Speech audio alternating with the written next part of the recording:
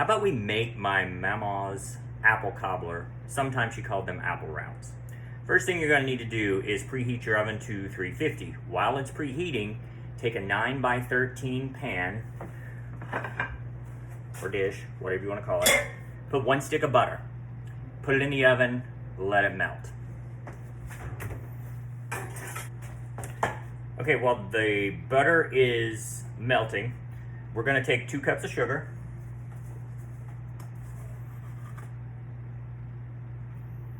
Put it in a pot.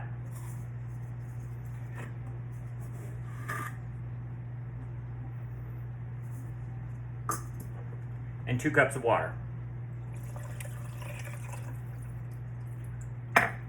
Cook that on your stove until it melts. Doesn't need to boil, just let it melt.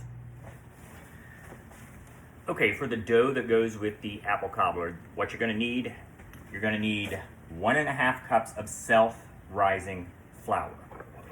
So, I'm always trying to do this exact. I'm also trying not to pack this in here too tight, but I'm too impatient to just spoon it into the measuring cup. 1.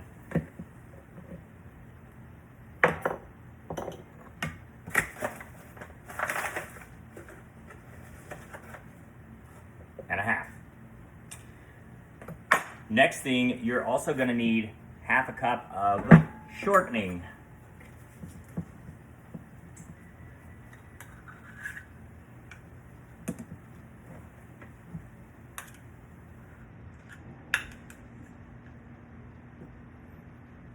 Make sure that's about right. Okay. Once you have that in your bowl,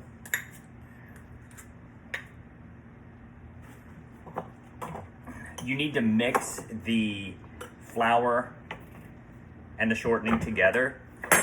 You want fine little particles like crumbs. Sometimes people say pea size, but you can use 2 forks.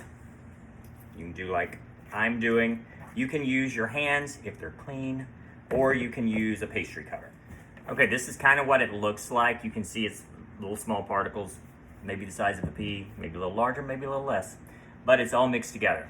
Next thing, add 1/2 cup of milk. I'm using whole milk. Next step, mix this together until it all comes together and it kind of pulls away from the sides of the bowl.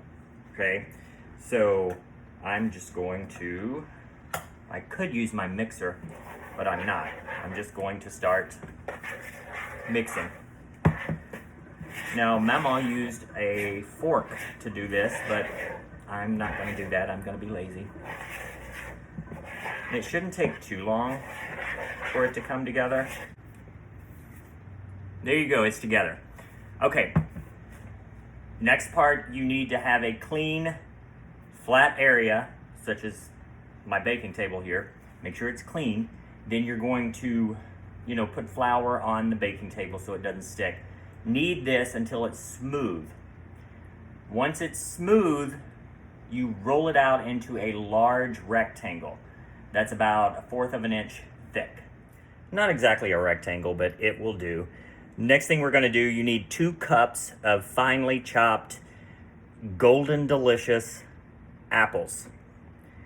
With that, mix in a little cinnamon, maybe a teaspoon, 1/2 teaspoon, and then put that all on here. I'll show you what that looks like in a moment. Okay, I would not say that these are finely chopped because I didn't take the time. I was too impatient. But here you go. Next thing you're going to do is you're going to start rolling it up like a jelly roll, or kind of like what you would do cinnamon rolls.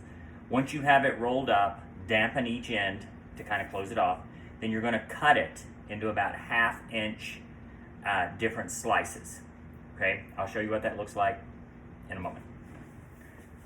Okay, this is what it looks like. So next, cut it into 1/2 inch slices. You're going to put that right on top of that melted butter in your pan. Okay, after I cut them into slices, this is what it looks like. Kind of looks like when you put cinnamon rolls in a pan, honestly. The next part, you're going to take that melted, warm sugar and water.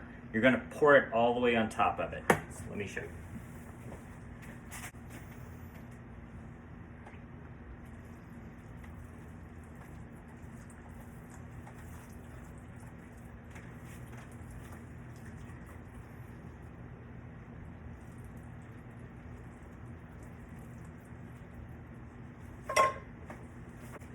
It even says it on the recipe that it's going to look like it's too much water and sugar.